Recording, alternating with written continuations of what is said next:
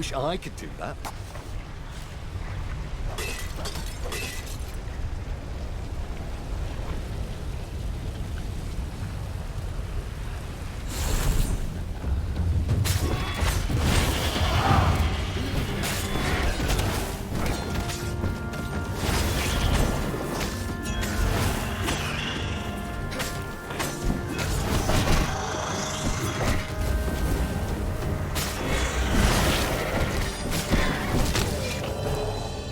Bye-bye, life, he thought.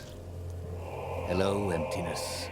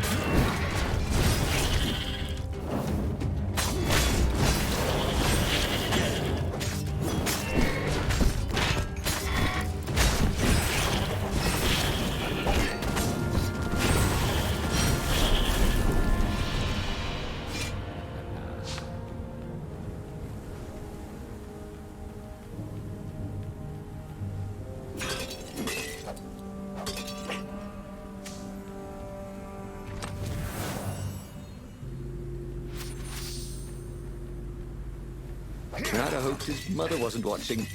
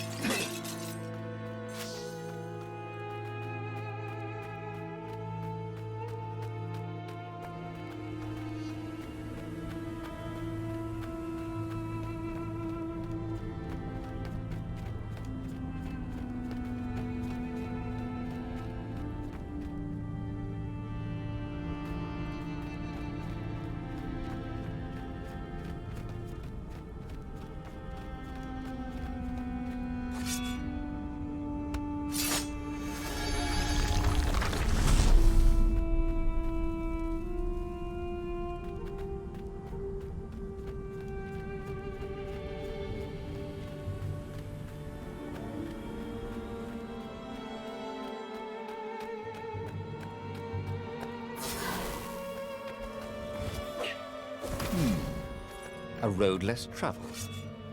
This could be fun. If it wasn't fatal, that is.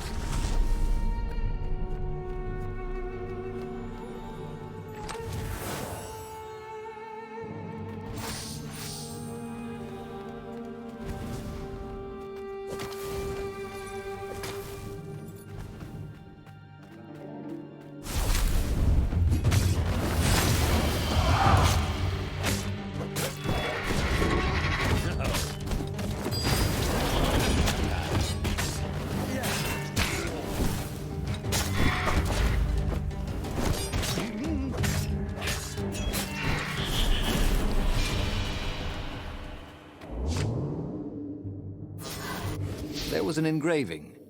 Maximum capacity, 130 people.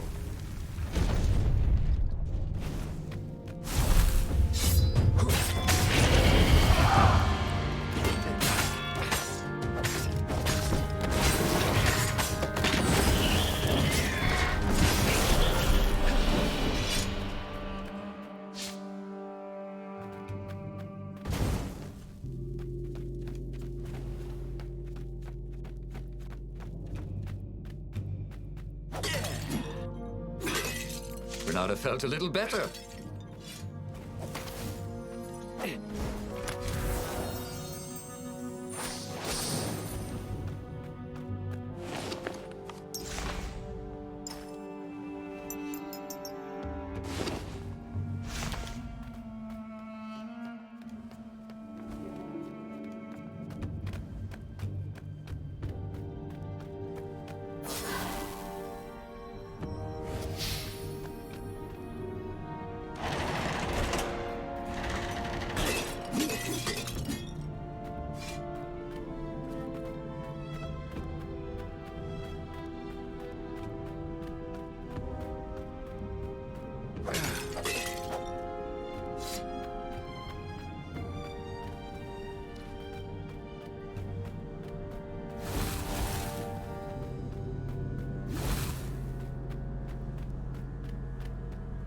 This is why heroes are called dashing, Renato thought. See? Dashing. Get it?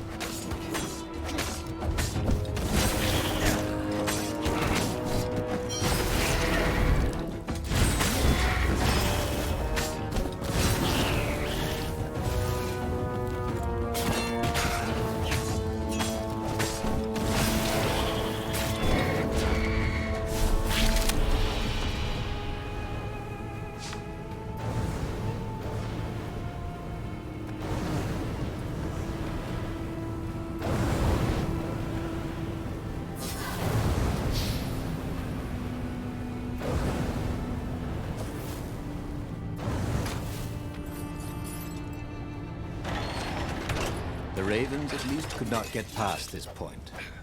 Obviously, the temple builders knew how to deal with tomb raiders.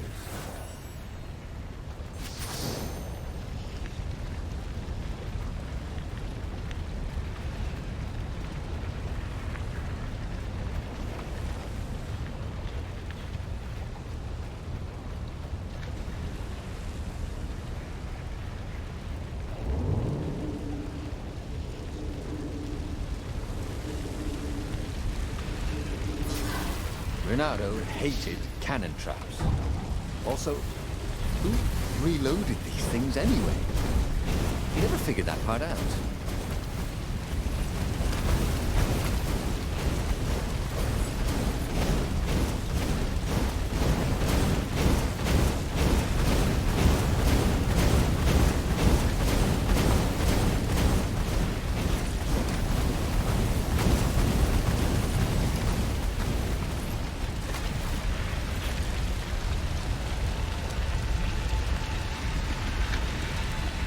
It was a stone of the purest blackness.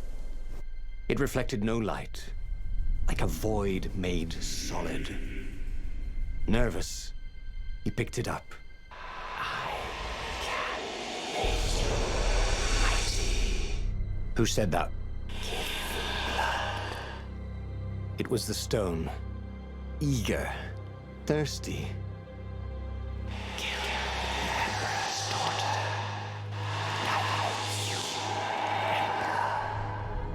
That seemed tempting and terribly wrong.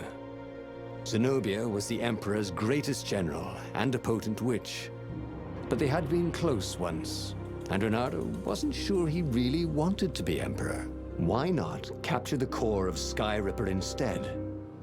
It was the eye of a lost god torn out by the transcendent Emperor to power his greatest weapon.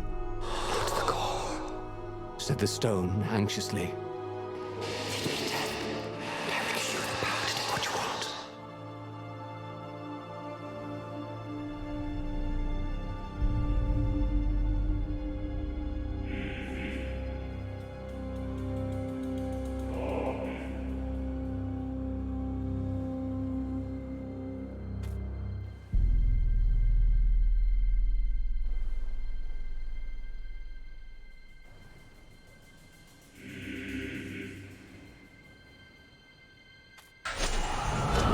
listening to a talking rock?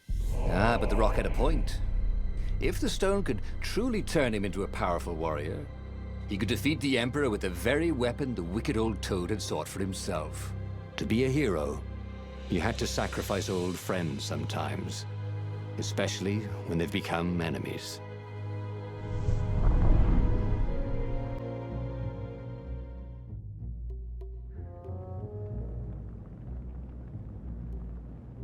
As he placed the impossibly black crystal in his gauntlet, Renato had a sudden vision. Charred fields covered in dead ravens below a black sun. Was it the time of the lost gods before the transcendent emperor? Was it the future? Feed souls, it whispered. Take the power. He could feel the stone's hunger for souls, its thirst for blood. All right, I get it. This was going to be interesting.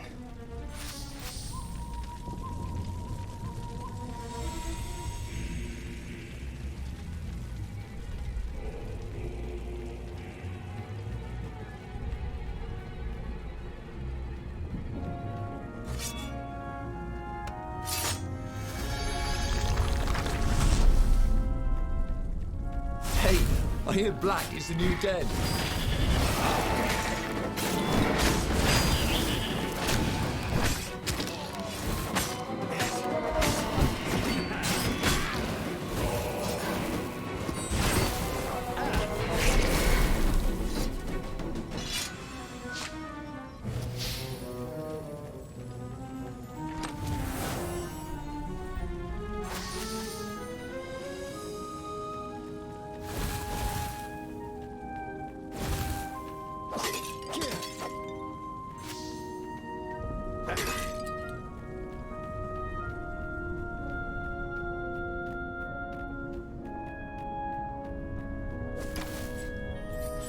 The city was burning, and there was no one to put out the fires. If somehow Zenobia survived her father and inherited his crown, what sort of empire would she be heir to? But he couldn't think about that, could he?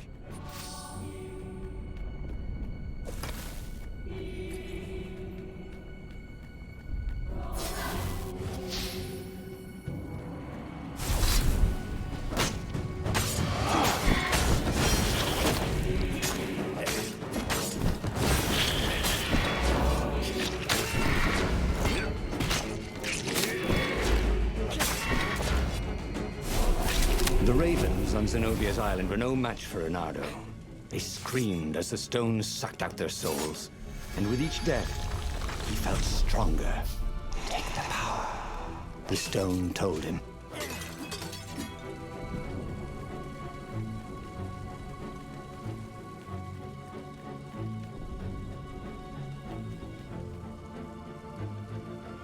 Firewalls only let you through if they think you're hot enough.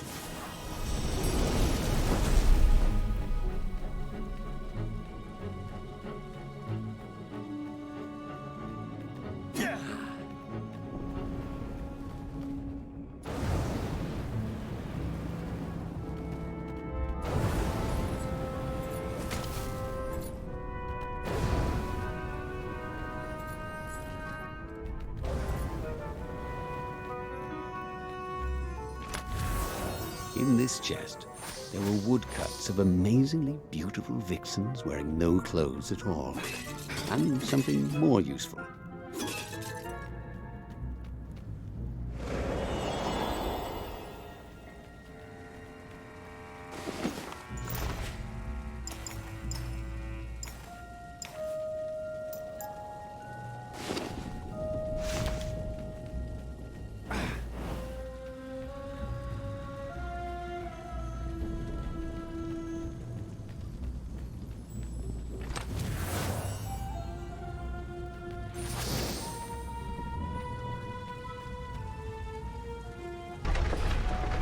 Zenobia was leading the Imperial Ravens here. She loved to be in the vanguard, where the danger was, where she needed her wits.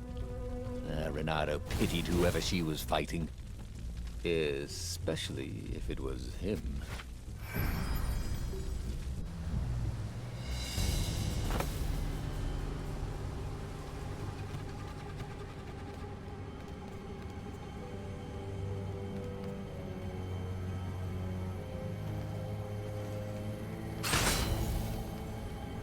You blinked.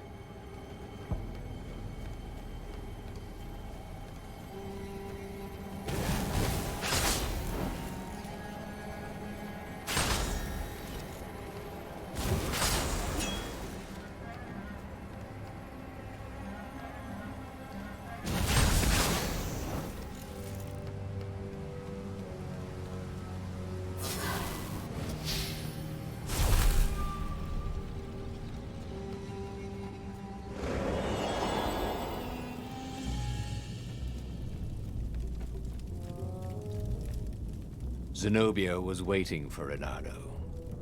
She was alone, confident as always. Fire danced at the tips of her claws. Are you here to surrender? She seemed as cocksure as he felt. But she didn't know he had the stone. And I've missed you too, love. He chuckled. She spotted the stone and bolted without another word.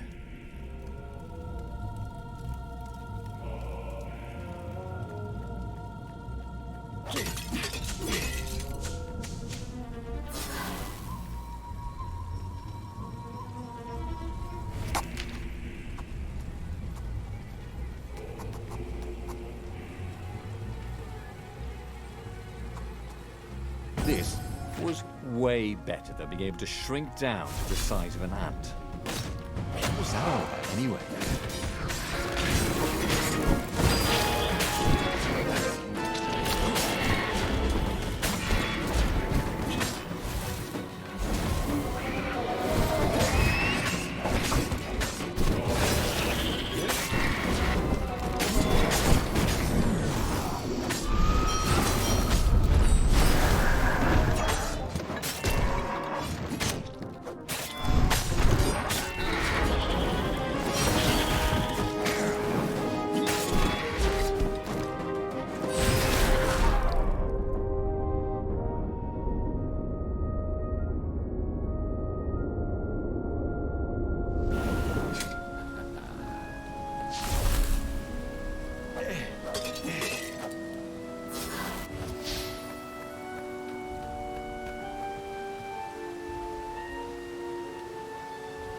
Finally, Renato caught up to her.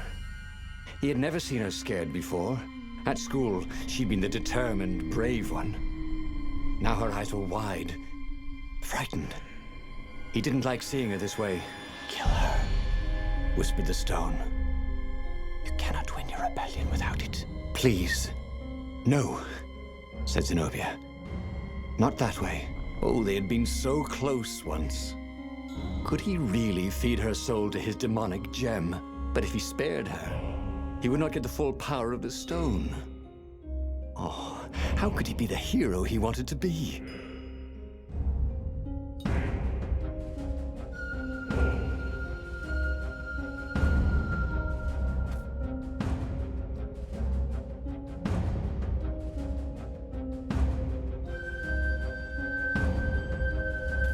With a flick of his wrist, he slashed Zenobia's throat. Her eyes widened even more. And then the light went out of them. Renato felt amazing. Power was rushing into him like water from a burst dam. Oh, such brilliance, exulted the Iblis stone.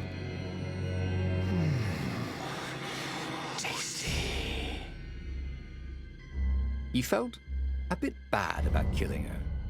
He was pretty sure she still loved him. But needs must when the devil drives. Renato returned to the Farfarer and set a course for the Nexus. The Empire had a communication outpost there. He could call the Emperor directly. It was time to seize the outpost and let the Emperor know what he had done.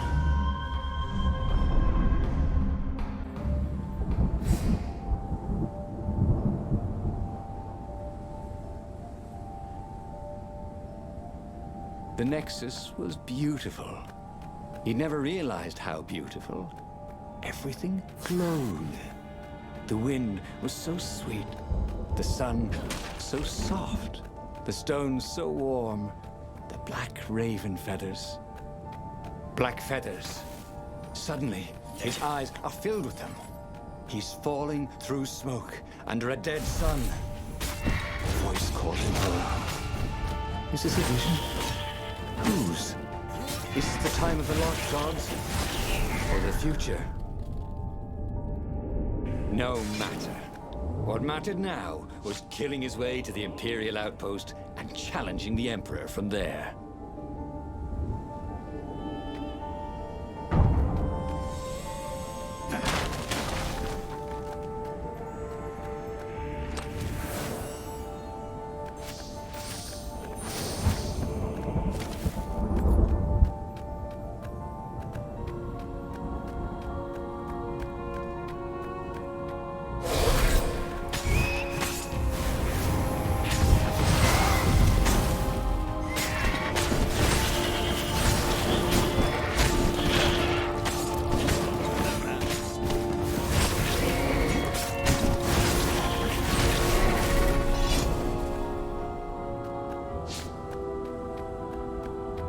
It wasn't his fault. They looked so breakable.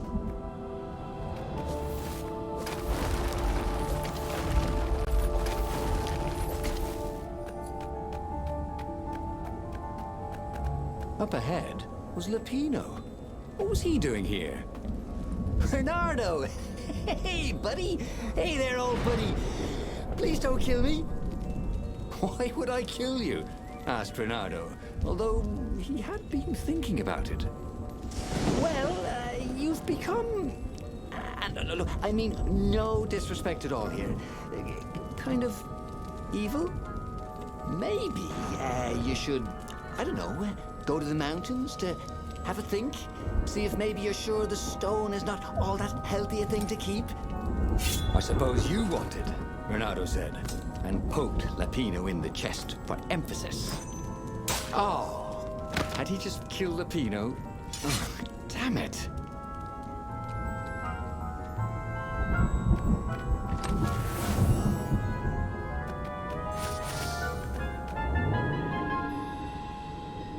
This would be the perfect place for a tic-tac-toe board.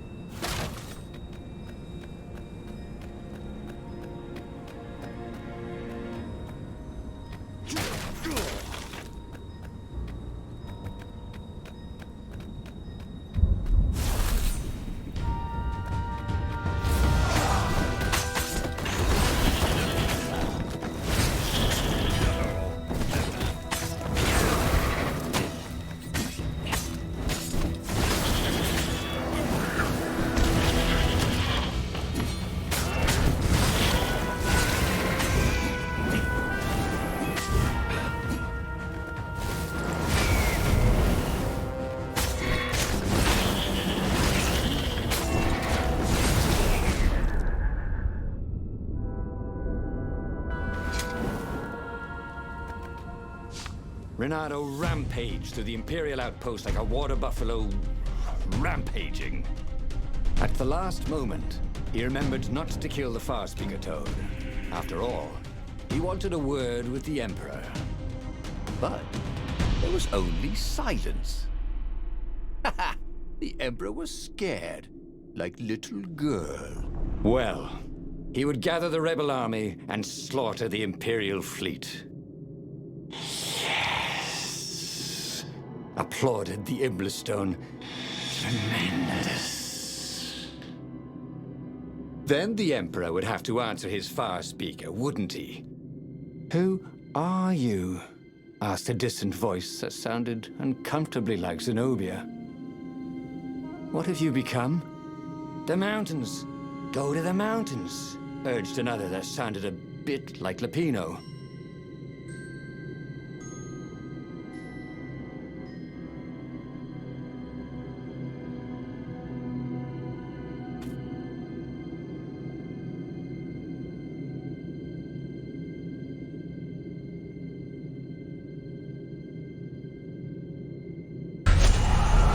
Called the Rebel Council to let them know to gather their forces. Then he killed the Far Speaker Toad. Why? Oh, because to make sure his sword was sharp. Oh no, that's awful. So no one else could use it. Yes, that's it.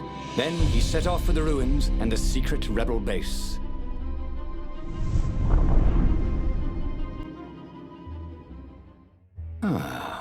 The ruins were crawling with ravens. Probably looking for the secret base, Renato thought. But then he realized they're probably looking for me.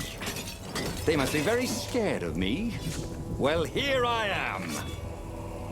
You are the hottest warrior ever, whispered the Iblastone. And he had to agree with it, for once. Who was as good as Renato?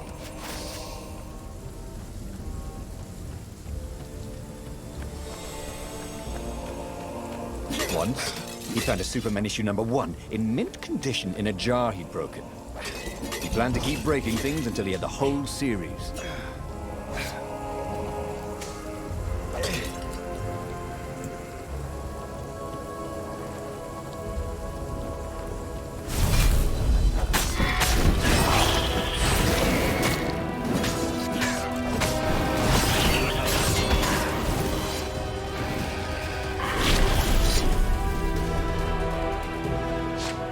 He missed her.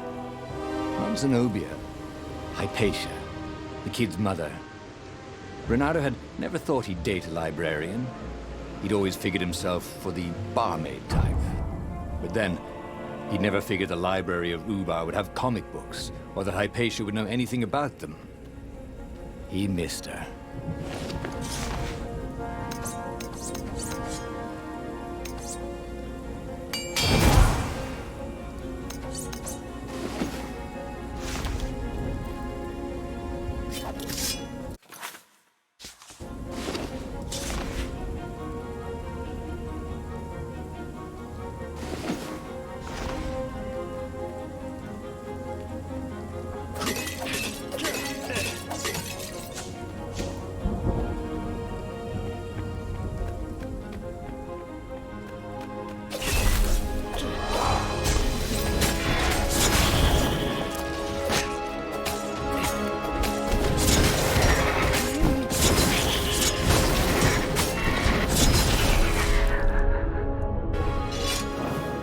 Renato was so happy. The stone was the best friend he'd ever had. Really, who would bury such a treasure in the desert? Soon, he'd go rally the rebellion and usher a new age for the islands of Erda. It was good to practice your moves, thought Renato. Keeps you limber.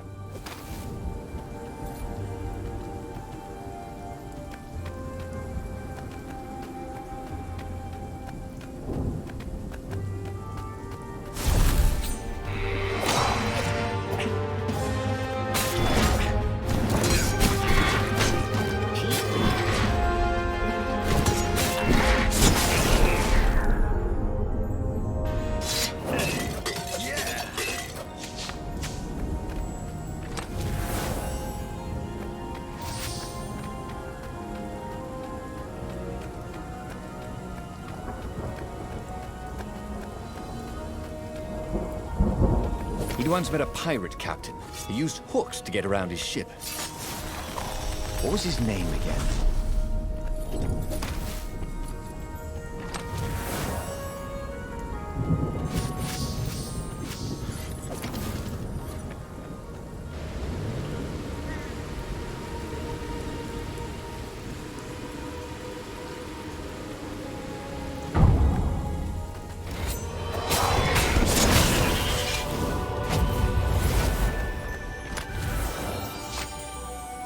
Not everyone knew how to use magical gems. Of course, not everyone had magical gem gauntlets like he did.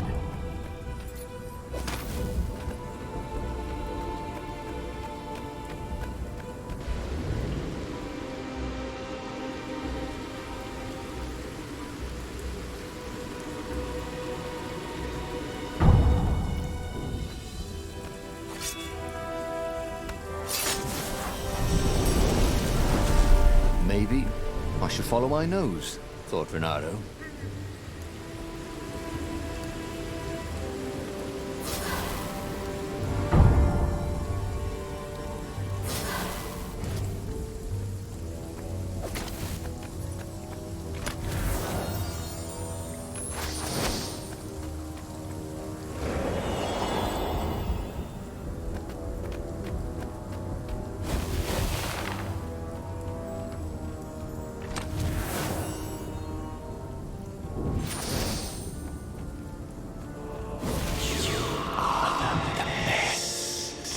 urged the stone.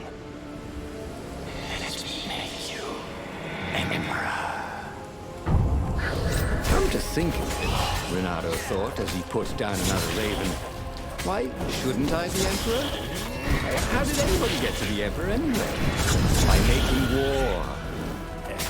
Not counting the transcendent emperor, obviously, who had banished the lost gods and started time.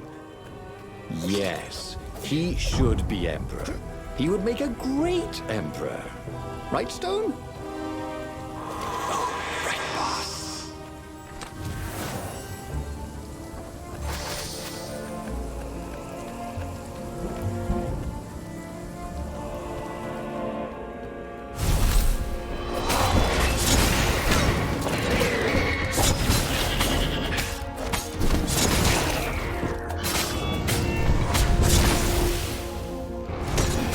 I think this is yours, said Renato, but he couldn't hear his enemy's answer.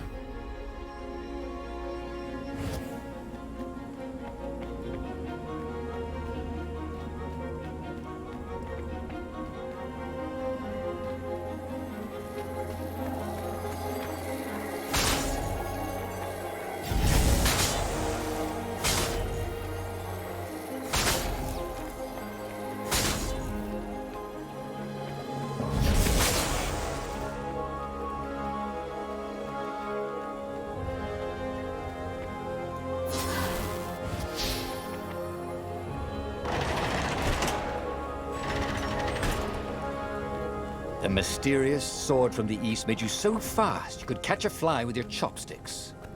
If that's what you really wanted.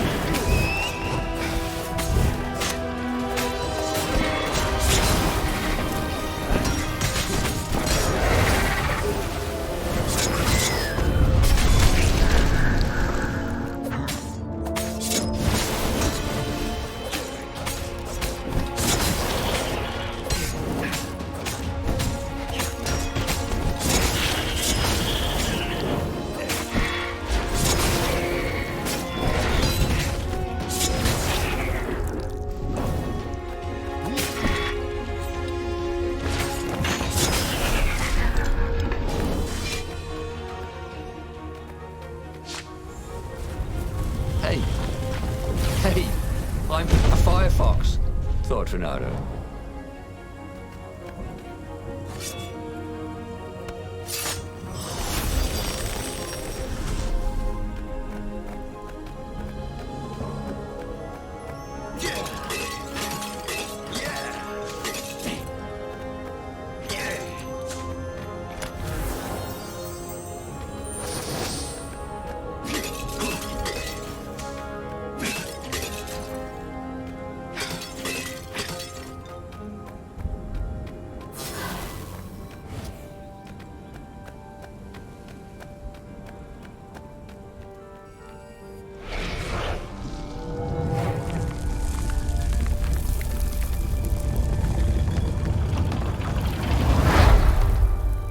Renato strode into the council.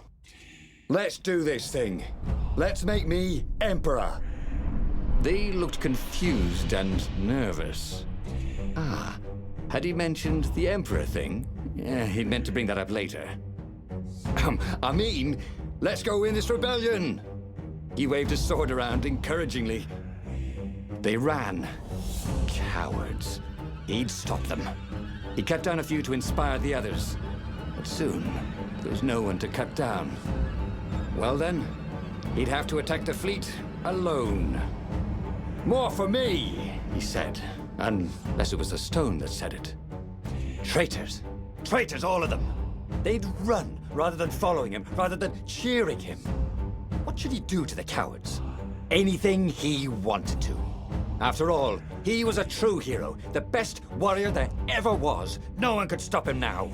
But first, finish him. The Emperor, that is.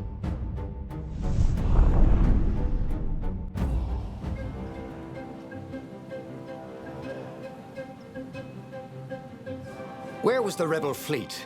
They weren't even trying an assault. They were going to miss a day in history. The downfall of this dynasty, and a new one to take its place. He didn't have to kill all the ravens. He could enslave them. And enslave the toads, too. All the animals would worship him as a god. For he had once been a god. They would willingly give him their blood and their souls. And the world would change.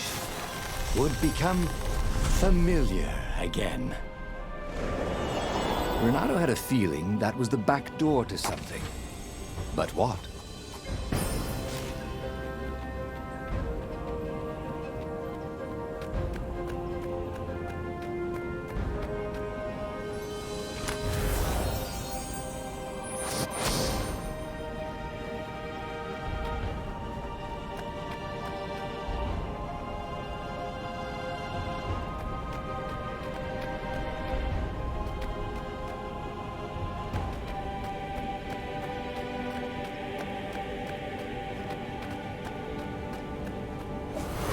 Try it.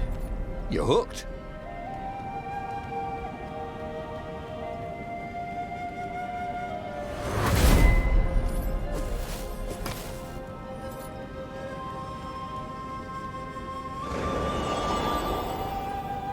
Renato was glowing with dark power. Already the sun had dimmed. He could do anything, he realized. He could wrap the island safely in smoke again.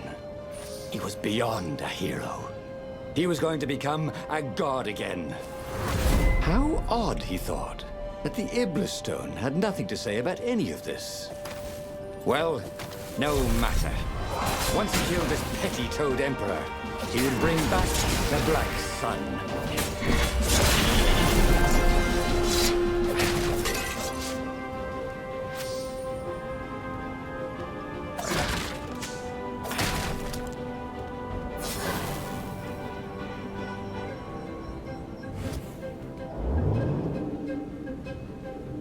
Oh, this really didn't have much in the way of safety features, did it?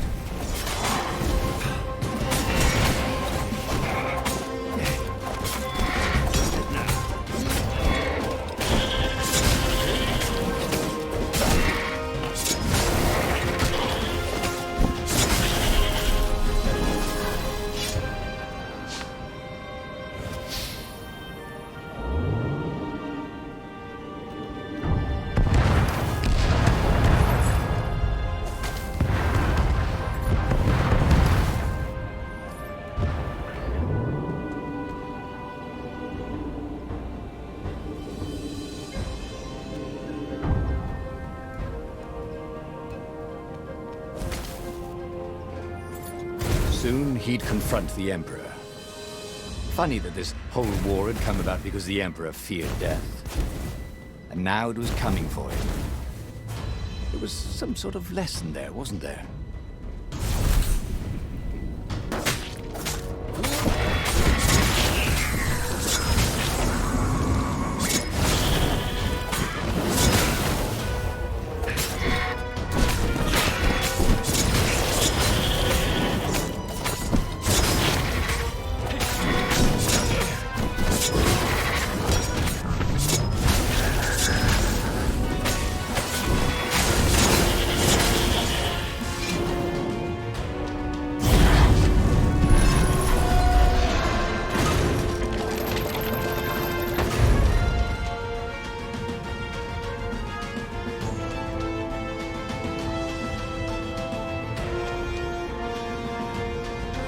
He found the Emperor and the Council huddling by his ship, plotting.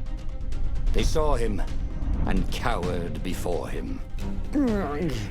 Back to hell, fiend. Croaked the Emperor desperately. In the name of the Transcendent Emperor! Croaked the speaker. They held some arcane items he didn't recognize. He simply flexed his will and sucked their souls out of their bodies. And Iblis exulted. It is finished. And the void that had been a mere stone on a sword expanded. It stretched and ripped like a vast womb.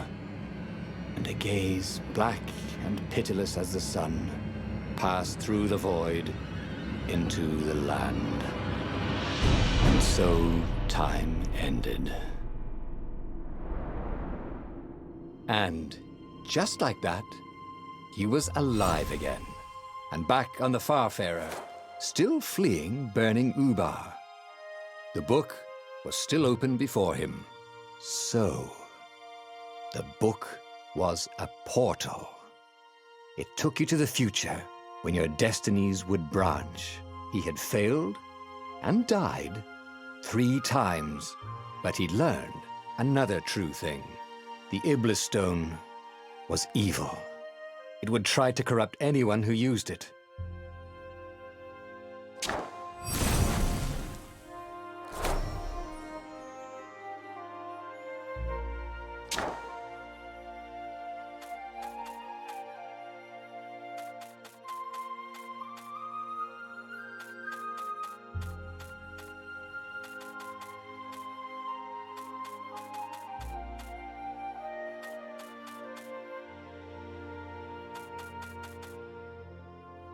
But he was starting to feel like he was getting the hang of this.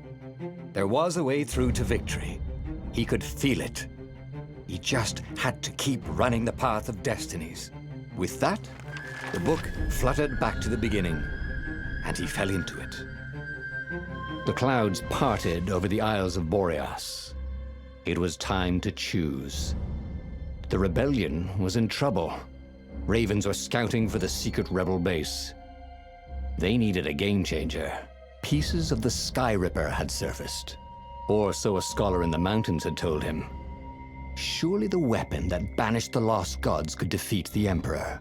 Also, a temple had risen out of empty desert. The Iblis Stone was hidden there. It was a dangerous artifact. It could corrupt its user into a bloodthirsty monster. Maybe he could find a way to use it. To take its power without surrendering to its wickedness. And also, his old friend Lapino needed rescuing. Of course, Renato had a pretty strong suspicion that Lapino had betrayed the rebellion. But could Renato really leave an old friend to the Ravens?